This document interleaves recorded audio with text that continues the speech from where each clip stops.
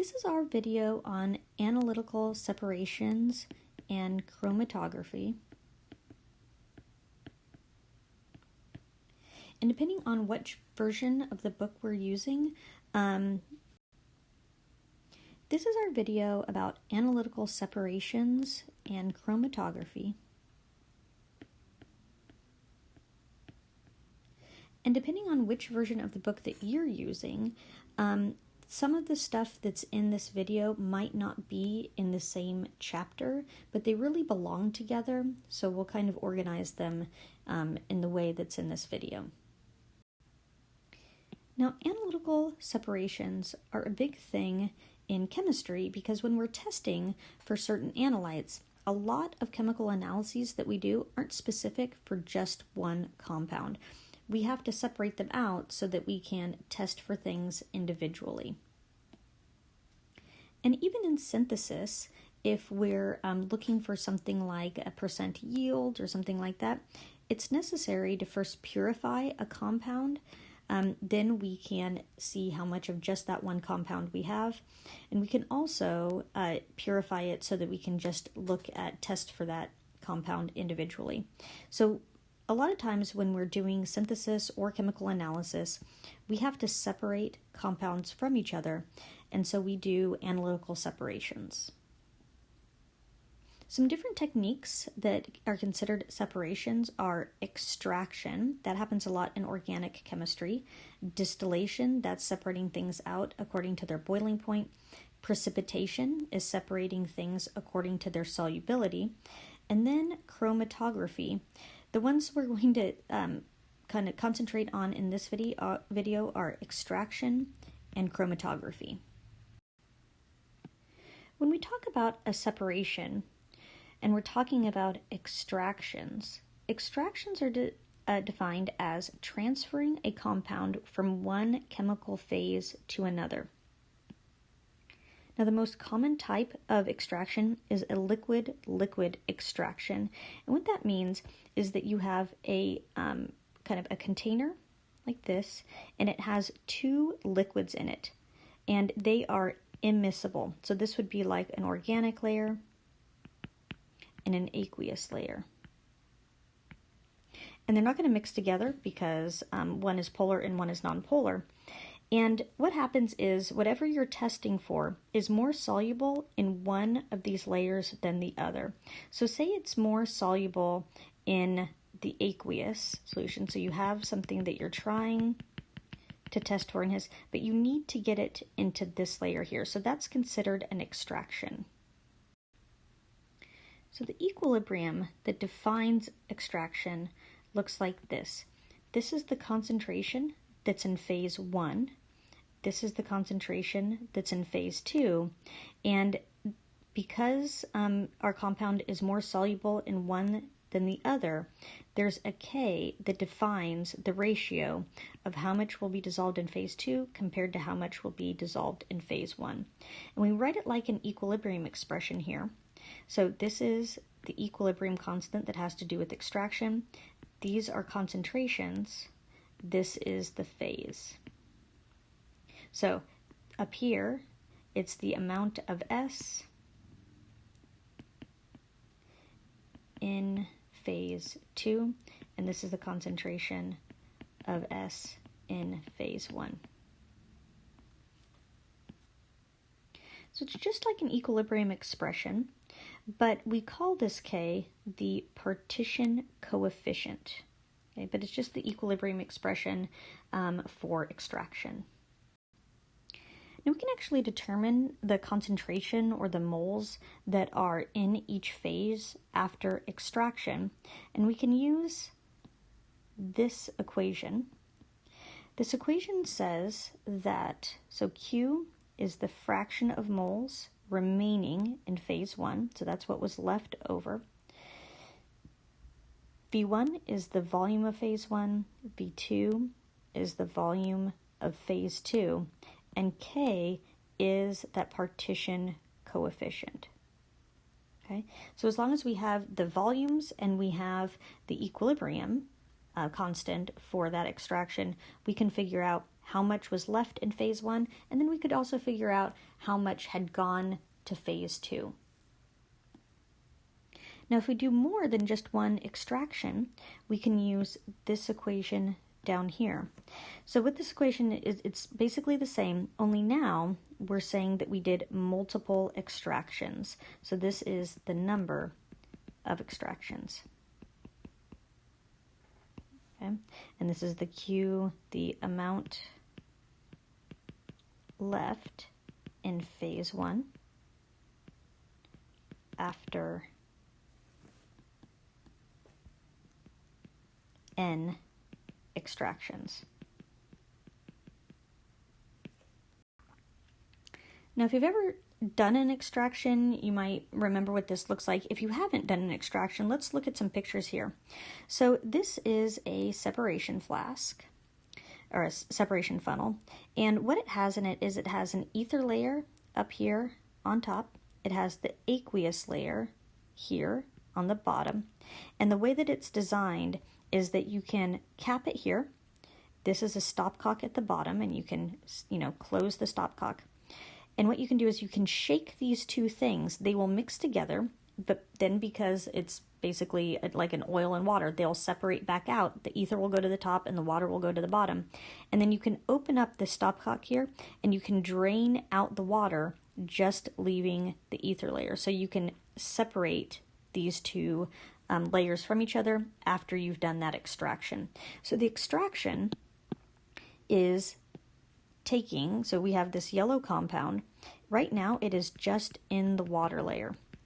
If we cap these two things and we shake it a bunch of times, what we're doing is we are mixing the water up with the ether, and some of that compound is then going to make it into the ether layer. So now we can see there's a separation between the ether layer and the aqueous layer, and we have the compound, the yellow compound, in both kind of phases there. So if we keep on doing this, so then that would be one extraction. We shake it once and we let it settle out. If we keep on doing it, we can see that eventually the compound makes it to the ether layer, and there is none or very little left down here in the aqueous layer. So we can use those equations to figure out how much was left in here after one extraction and how much went to this phase, and we can figure out after many extractions how much was left here and how much went into the second phase, the ether phase. So let's do an example. The problem here says that a solute has a K of 3. Anything more than a 1, so K of 1 means that that solute A is equally attracted to both layers. A K that is bigger than 1 means that it favors phase 2 over phase 1. And a K of less than 1 means that it favors phase 1.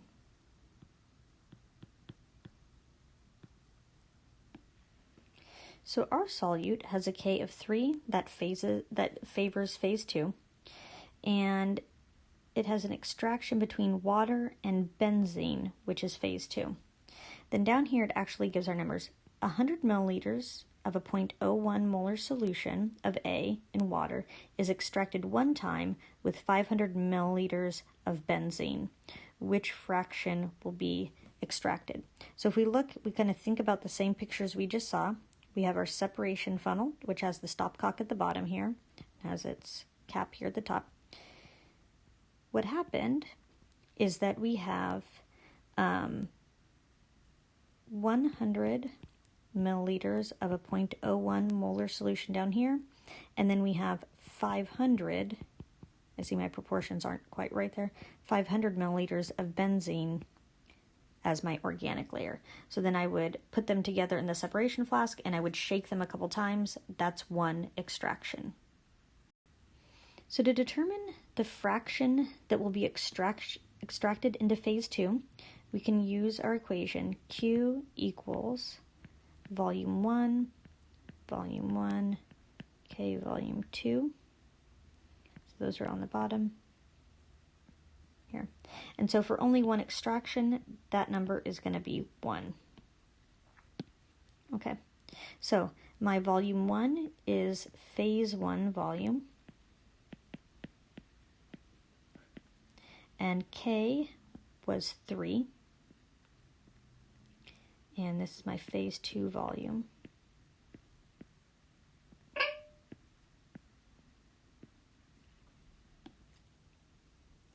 And it's to the first power there. So when I did that on my calculator, I got 0.062. So that is 6.2% was left in phase 1. Now, if I'm trying to figure out how much of it went to phase 2, well, 100% minus 6.2% would be what went to phase 2. And so that is 93.8%. 93.8 went to phase 2. If we're not going to put it in percent, it would be 0.938 was left in phase 2. Those are actually mole fractions. That's the type of unit those are. But when we put them in percentages, sometimes that makes a little bit more sense to people. All right, let's do another problem. It's the same compound, but what fraction will be extracted if we do 5 extractions with 100 milliliters of benzene each? So how is that different than the problem we just did? The problem we just did, we did one 500 mil extraction, and that's what we had here. So we had 500 milliliters of benzene up top. We had our 100 milliliters of our compound in water down here at the bottom. What we're talking about doing now is instead of adding all 500 at once, we just do it 100 milliliters at a time. So 100 milliliters, okay, shake that up, extract it, then separate it out so that we get rid of what was there before, and we just have our 100 milliliters of our aqueous compound again, and we add another 100 milliliters of the benzene. We shake that up, and we do that 5 times. So the difference is we're doing 100 milliliters of phase 2 at a time, and we're getting rid of it each time. We're like collecting it in a container off to the side. So it's the same equation.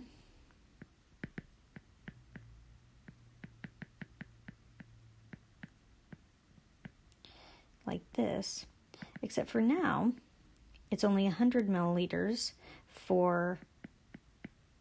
So it's, the partition coefficient was 3, but phase 2 only had 100 milliliters. But we did it 5 times. That coefficient, that superscript there, is going to make a huge difference. When I did the math, I got 0.00098. That's 0.098% was left. That's a very tiny amount.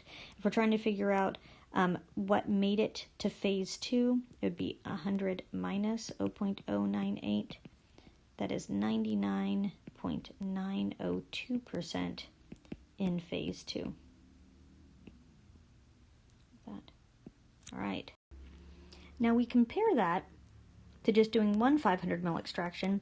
It was about 6% here and about 94% here. And so you can see that when we do 5 extractions, we're using the same total volume, 5 times 100 milliliters instead of just 500 milliliters at once. But it does a much better job at moving things from phase 1 into phase 2. The amount left is so much less than when we just do one extraction. Now, if we want even more control over our extractions, we can think about and use how pH affects extractions. So most of the time, the protonated and non-protonated forms of a compound, so that would be the acidic and basic forms of the compound, have different partition coefficients, so different Ks. The charged forms will not be extracted into the organic phase because they are more attracted to water.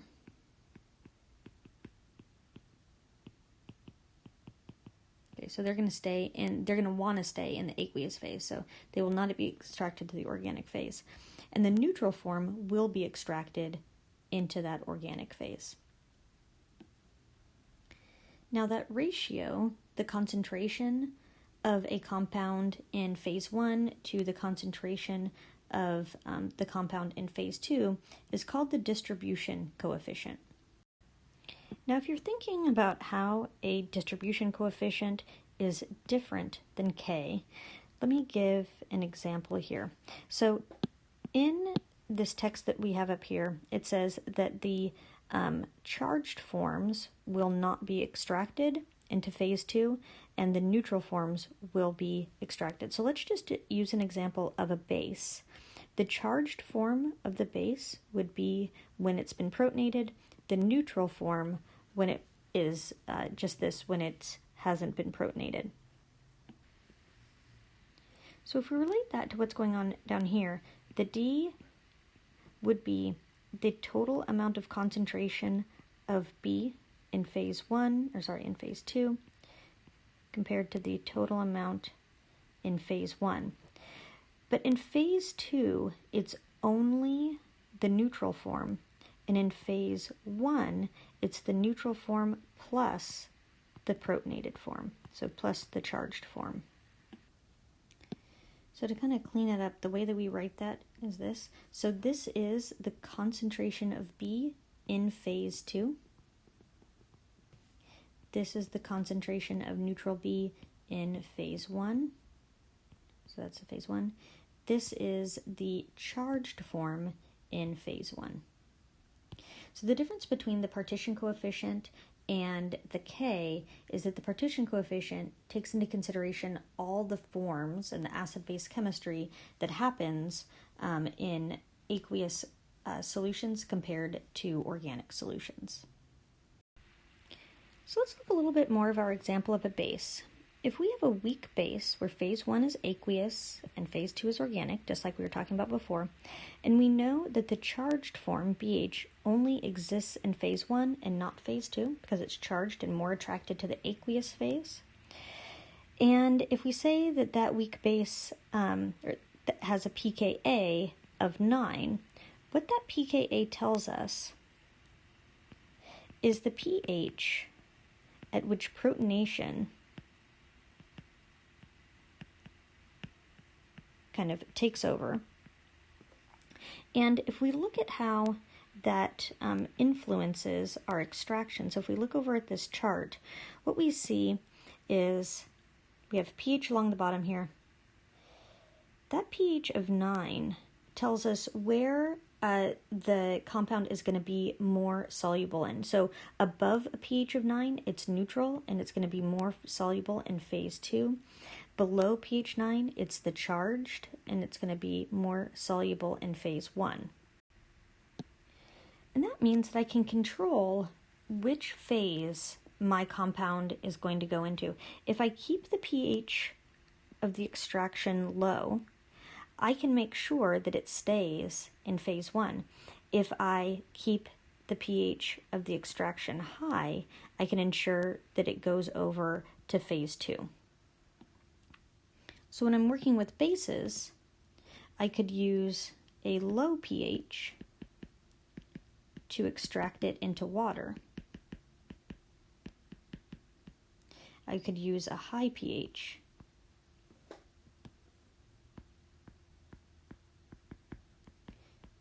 to extract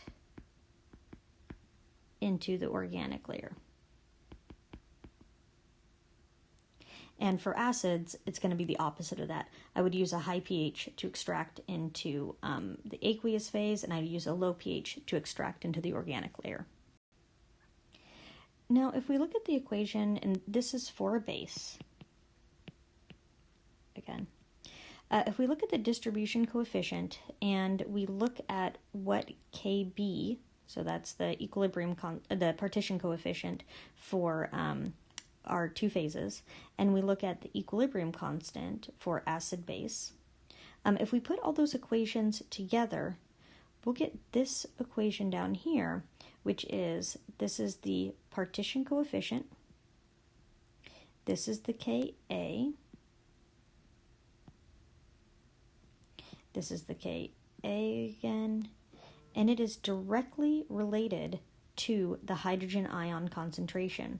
So by changing the hydrogen ion concentration, we can change the partition coefficient. Now we would get a similar equation for an acid. In here you can see that the hydrogen ion concentration and then therefore the pH would also have an effect on the distribution coefficient. So overall, we use low pH to extract bases, the BH and not B into water, and we use high pH to extract anions and not HA into water. Now pH also has an effect on extracting metals as long as you use a metal chelating ligand. A metal chelating ligand, so this is the ligand, is a compound that attaches to a metal ion and it cancels out the charge, so it neutralizes the charge, and you get an uncharged particle that's soluble in an organic layer. There are quite a few chelating ligands out there. Some of the most common are things like dithazone and crown ethers, these kind of big structures that have lone pairs of electrons on them that would attract positive metal ions. Now at different pHs, those lone pairs of electrons and the structure of a chelating agent might be slightly different. And so this chart here shows the pH selectivity of dithazone during a metal ion extraction. And what it's showing is that at different pHs, it will bind to different metals a certain amount. So for example, if we look at copper versus zinc, so copper versus zinc, at a pH of 5, which is right here, at a pH of 5, copper would be completely extracted, but the zinc has not started being extracted here. So the zinc would remain in the aqueous phase, and the copper would go to phase 2, which is the organic phase.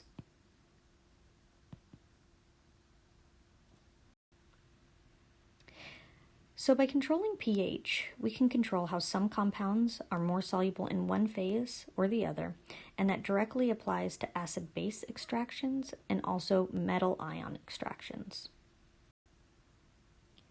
Now another way that we can separate compounds is through chromatography. Chromatography is a separation technique that's based on how compounds go through a column at different rates. And the column has two phases. It has a stationary phase and a mobile phase. As the compounds move through the column, okay, so this is a packed column, and this is our sample. It has two compounds in it, A and B. As they move through this phase, depending on how attracted B is to the stationary phase and A is to the stationary phase, they'll take different amounts of time to move through this column.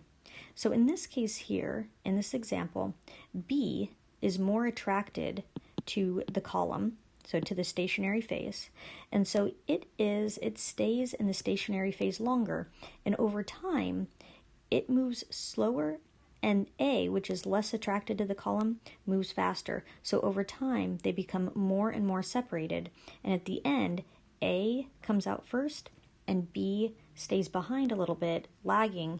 And so if you look at the output of this column, over time, first A would come out and then B would come out. Now, this chart that we get out, the signal that we get coming out of the column, that's called a chromatogram. It's not a spectrum. A spectrum would have like wavelength at the bottom here. This is time. So what this is telling us is how much of each compound comes out at a certain time.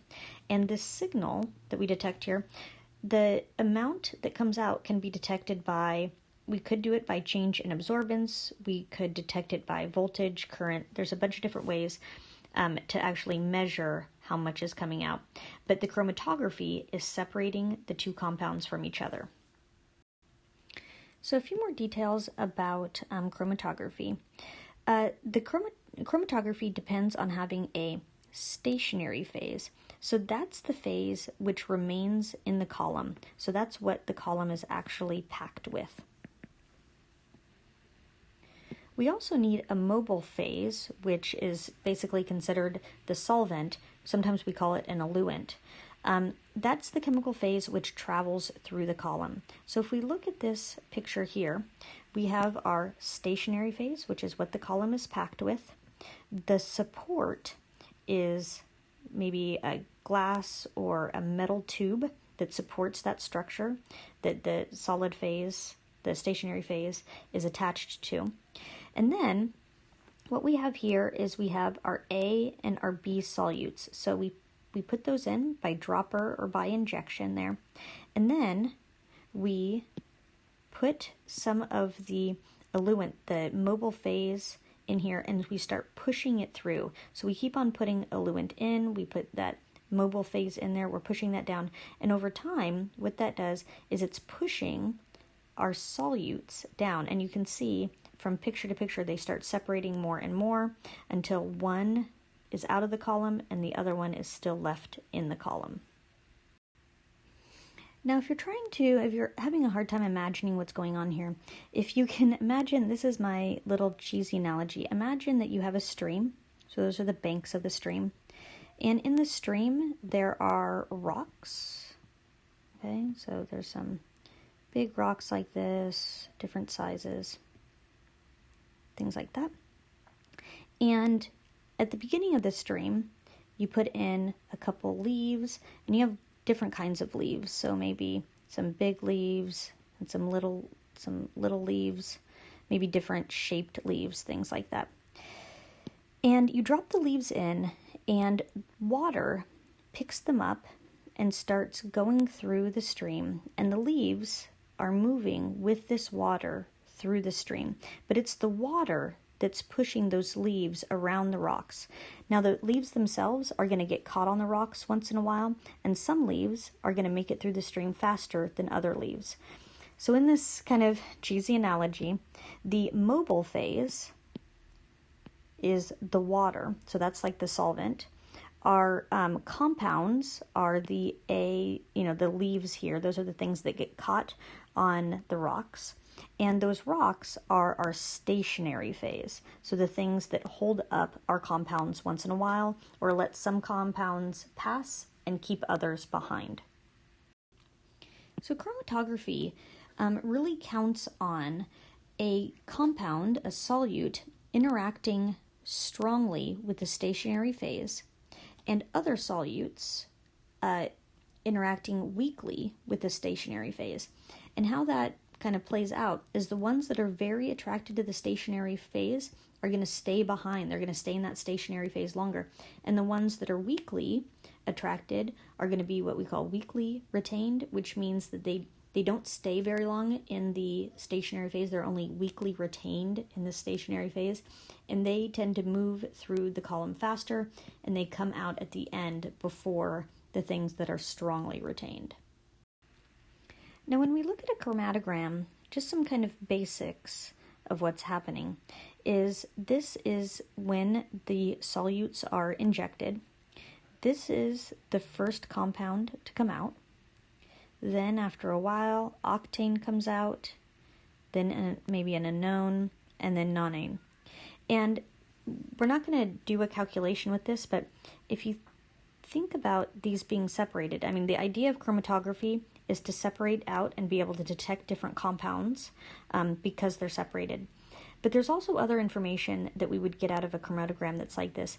The area under the curve is proportional to the amount. So when I look at this whole chromatogram here, it looks like there was the smallest amount of CH4, then octane had a little bit more, then nonane had a little bit more, and the anone was the most. So not only can we separate them out, but we can also tell relative amounts by looking at the area under the curve.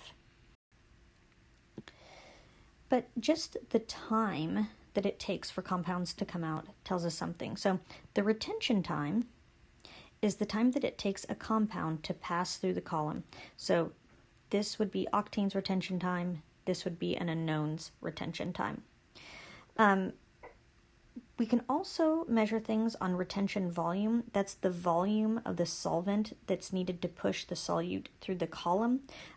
That's less a common measure. Retention time is much more common. Now, chromatography is all about separating out compounds. And so when we think about how efficient chromatography is at separating things, we have to look at the shape of the peaks. And we say the shape of the peak and not just the height of the peak, because there could be a compound that has a peak like this.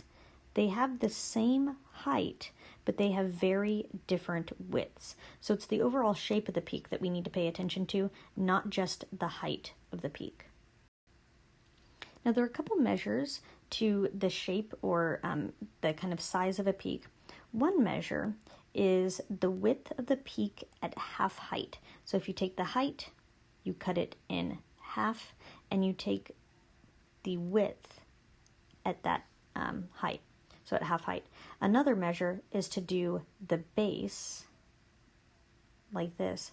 But that can be really difficult because some peak shapes, it's hard to determine exactly when they stop because they're very smooth like this, and it's hard to tell, did it stop here or did it stop here? So doing it at half height is much more common. When we're trying to separate out two compounds, we need to see two peaks. And if the retention times are really close to each other and the peaks themselves are very wide, we can actually just get like one bump that kind of encompasses both of them. As they become more resolved, as the resolution increases, the peaks are moving far apart from each other. This would be the best case scenario where we have very clearly defined two peaks. They don't overlap with each other at all, and we can actually get a retention time for each one of these, and we could measure an area under the curve for each one of these. So that complete separation is called the resolution. We want to have a high resolution chromatograph. Now we can calculate resolution by knowing retention times and by knowing the width of the peaks. This equation here is measuring the widths at baseline. So this one is when they're measured down here and not at half height. But if we measure them at the baseline, and we know the retention times, and we know the baseline widths divided by 2, we can calculate the resolution.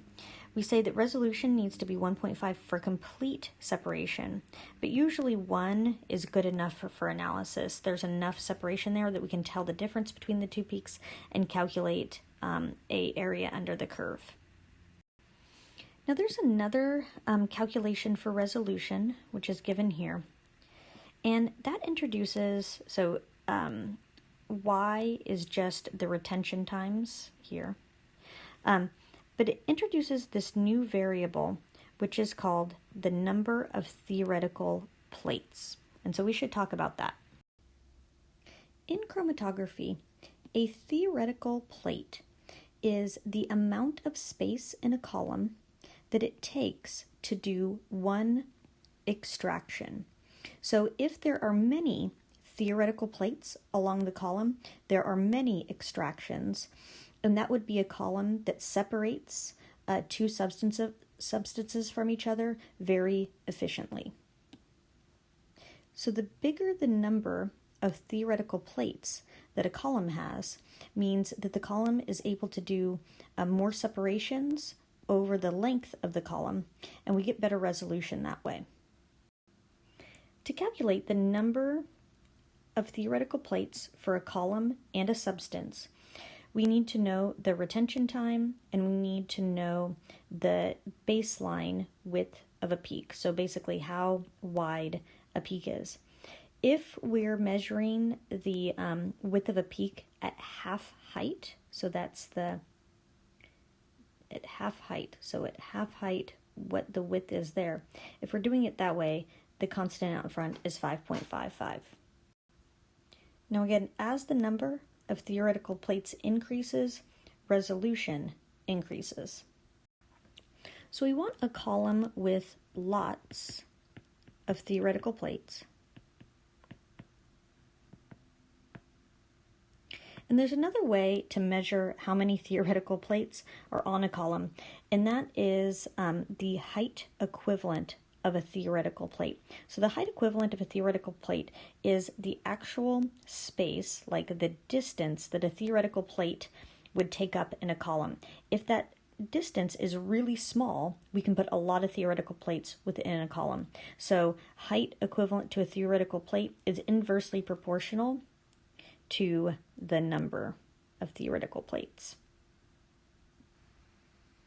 So as h, the height equivalent of a theoretical plate, decreases, we get more separation and better resolution per column length. So the height equivalent of a theoretical plate and the number of theoretical plates are inversely proportional to each other, but n is proportional to 1 over the width of the peaks. So as the width of the peak gets lower, so like this, we have more theoretical plates in that column. So let's talk about why some peaks are wider and some peaks are more narrow, and what we can do to control that. When we talk about how some peaks are wide and some peaks are narrow, we're talking about band spreading. So band spreading is what leads to the widening of peaks. There's a couple reasons why a band would spread. One is sample injection, longitudinal diffusion, the equilibrium between phases, and multiple flow paths. So we'll go through each one of these. All right. The first one is sample injection. What sample injection does to increase band broadening, band spreading, is that if this is the width of the column, when we inject a sample onto this, only some of the molecules, only some of the solute can be at the front of the line, and the rest stack up behind. So when we do that, we automatically create a situation in which we have put some molecules in front and the rest have to be behind, and that creates a natural spreading right there. So it's not really so much broadening as that it starts out already being spread. Some of them are in the front, a lot of them have to be behind, and that creates kind of a natural peak shape just from the very beginning. The next one is longitudinal diffusion. So longitudinal diffusion just means that there's spreading out over in the direction of flow in the column. And longitudinal diffusion just is basically that if you start off with a narrow peak, so this would be like all of them are injected as close together as possible, and each one of these are molecules, the molecules will try and kind of get away from each other, much in the way like that osmosis works. So there's a low concentration out here, there's a high concentration within the injection solute peak, and they will try and diffuse to a lower concentration area.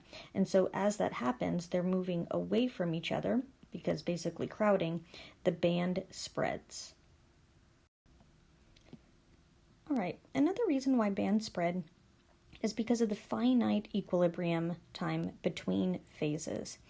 Now that seems like a lot of words to describe this, but basically if we have one solute and it is generally moving together, so what we're saying here is that all the atoms of this solute are generally behaving the same way. They spend as much time in the stationary phase as they do the mobile phase, and they are moving together down the column. Now, chromatography works because one solute behaves differently than another solute. And so if this is solute A and this is solute B in another part of the column, solute A is moving more in the mobile phase and therefore moving faster. Solute B is moving slower because it is more attracted to the stationary phase. And we want that to happen because we want solute A and solute B to behave differently in a column. That's how we're going to separate them out. Now in a perfect world, all of solute A, so all the molecules that are in solute A here, would all be moving together down the column. And so the peak would stay the same as it's moving down the column. And what we're saying there is that all the solute A molecules behave exactly like every other solute A molecule. They all spend the same time in the stationary phase, and therefore they kind of keep together in one peak down the column. But that's not true all the time. What happens is that some of the solute A molecules or particles spend more time in the stationary phase, and that's due to slow equilibrium. Just that there's a finite amount of time that they can spend moving in and out of the stationary phase. So what happens is that some of the solute A particles spend more time in the stationary phase, while the other ones that are in the mobile phase start to move on. So here, the band would have to encompass this entire thing, and so the band spread. So here, it would be like this, and then there's band spreading because some stay in the stationary phase while some are moving on in the mobile phase.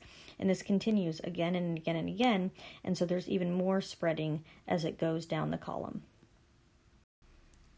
Now I wanted to pause here for just a second because we're talking about why band spreading, so that we can reduce the amount of band spread so that we can get the best resolution. So let's pause and kind of talk about what we can do about the types of band spreading that we've seen so far.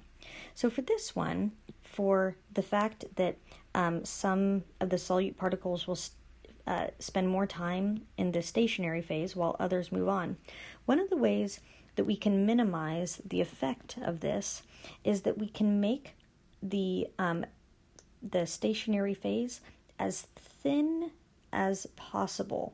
So when we're talking about a column, if you're looking down the barrel of a column, instead of packing the whole thing full of whatever the stationary phase is, what we would do is we would just put the stationary phase on the very outer edges, and that means that it's not very thick, and less solute particles are going to get stuck in that area. So good column design is a way that we can minimize the effect of band spread due to this short equilibrium time between the phases. Okay. Backing up to longitudinal diffusion and sample injection, let's go through each one of these. So longitudinal diffusion happens, and we can't stop it from happening, but the longer a compound spends in the column, the wider the bands get. So if we can use kind of a fast flow rate of the solvent, so kind of the mobile phase that's pushing this through, if we can get the substances through the column in shorter amounts of time, we can reduce the effect of longitudinal diffusion on band spreading.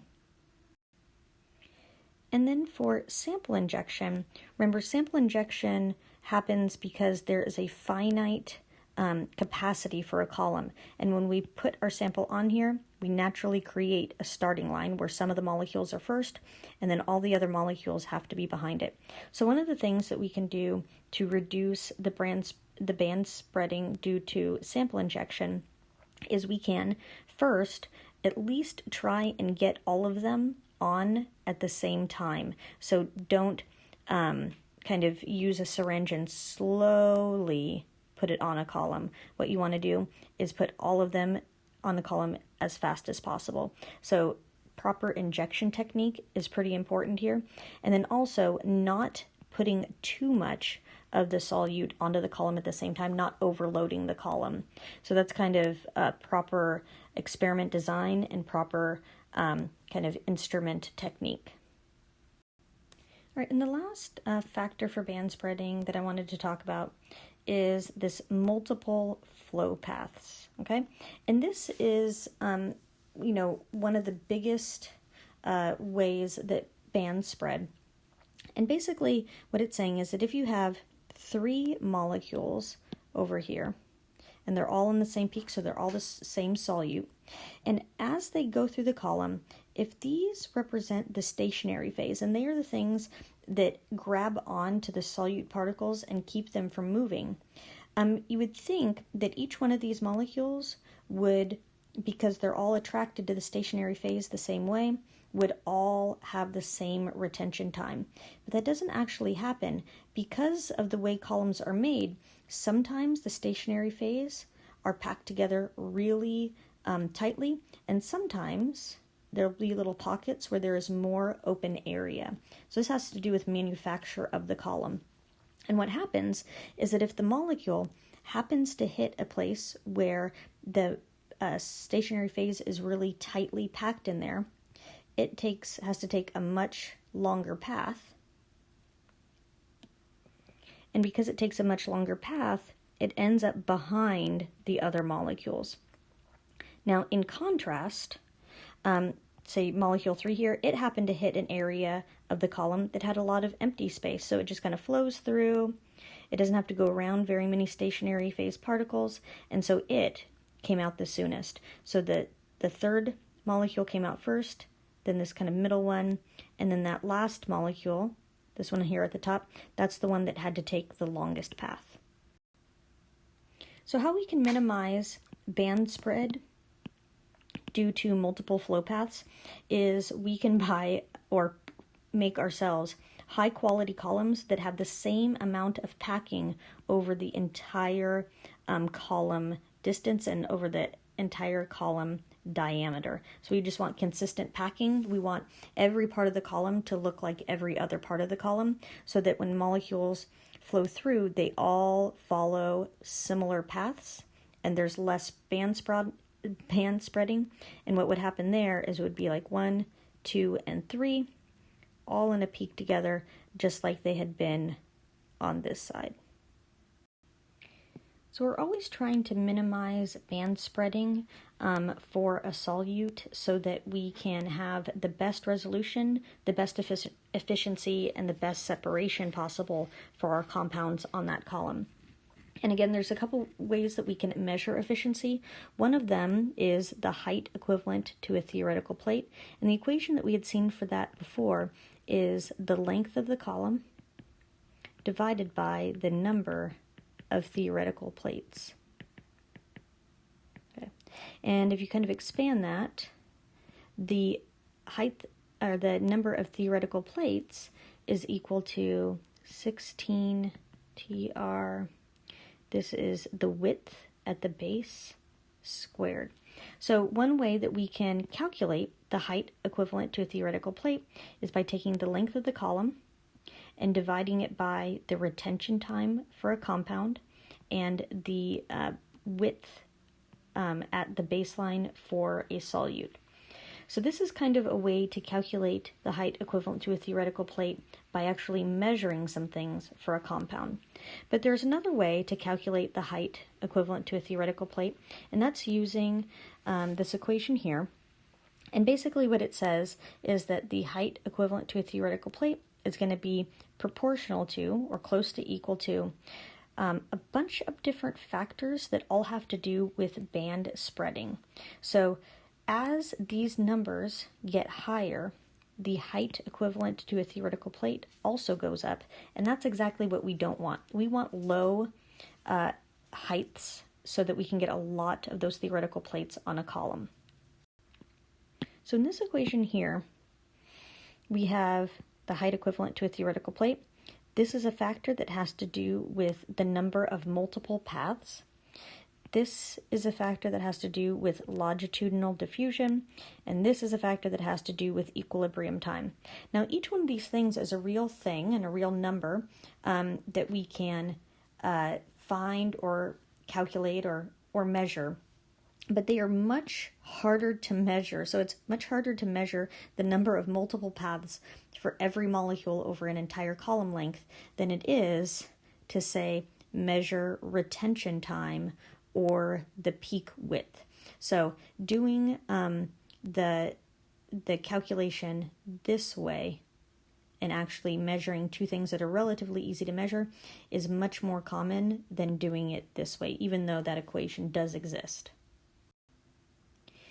In this video about separations, we started with extractions, and we talked about how using a small volume for phase 2 and doing it in extraction multiple times can have a different effect than just doing one extraction with a big volume for the phase 2. We also talked about how pH can affect extractions, and then we moved on to chromatography. We talked about the process of chromatography, kind of the equipment, the column involved, and then we talked about resolution, which is just separation of the peaks. We also talked about factors that influence the peak width and therefore resolution, and we talked about how we can control those factors.